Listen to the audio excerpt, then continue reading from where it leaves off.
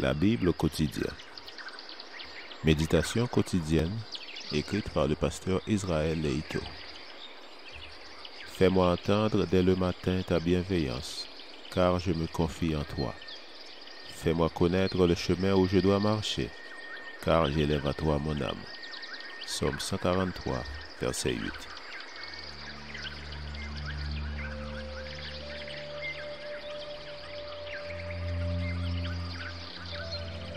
Aujourd'hui, le 29 avril, la diplomatie du ciel. À l'Église de Dieu qui est à Corinthe, à ceux qui ont été sanctifiés en Jésus, appelés à être saints, et à tous ceux qui, en quelque lieu que ce soit, invoquent le nom de notre Seigneur Jésus-Christ. Leur Seigneur est le nôtre. 1 Corinthiens 1, verset 2.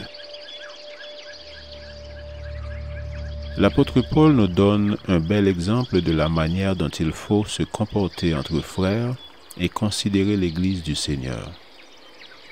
Les problèmes étaient nombreux à Corinthe. Pourtant, Paul ne commence pas sa lettre par des reproches ou des remontrances, mais par un appel à regarder bien en face la réalité de l'Église. Malgré tous les défis que les frères affrontaient à Corinthe, ils ne cessaient pas d'être les saints de l'Éternel. L'Église n'était ni l'Église de Pierre, ni celle d'Apollos, ni celle de Paul. Savoir que l'Église n'appartient pas à un être humain doit nous aider à comprendre que personne n'a l'autorité d'imposer sa volonté au peuple de Dieu. L'expression « sanctifié en Christ » conduit à une doctrine très importante, et Paul aborde ce sujet pour faire comprendre la réalité d'une saine relation avec le Sauveur. La sanctification ne signifie pas qu'on ne commet pas de péché.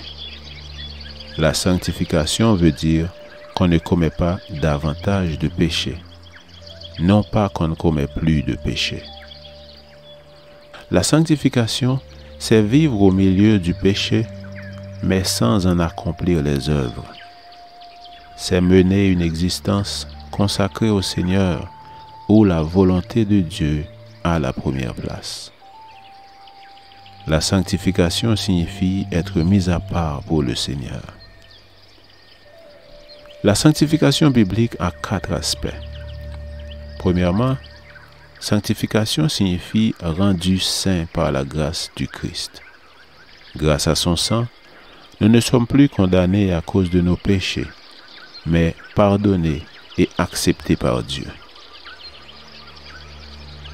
Deuxièmement, on entend aussi par sanctification la façon dont le Seigneur nous voit, non plus en être humain déchu, mais en enfants de Dieu qui ont accepté Jésus. Mais à tous ceux qui l'ont reçu, elle a donné le pouvoir de devenir enfants de Dieu, à ceux qui croient en son nom, et qui sont nés non du sang, ni de la volonté de la chair, ni de la volonté de l'homme, mais de Dieu.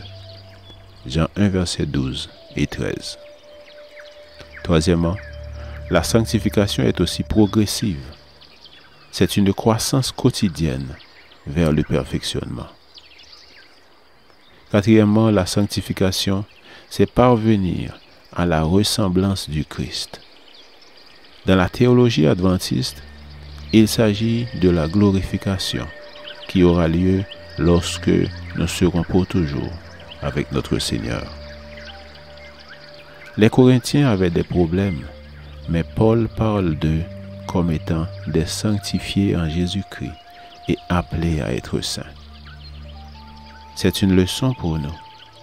Rien ni personne ne devrait causer la séparation d'avec notre Seigneur. Il a payé le prix pour nous, et grâce à lui, nous pourrons nous tenir devant le Père. Puissions-nous aujourd'hui remporter une autre victoire, tandis que nous continuons à croître à la ressemblance de notre Sauveur.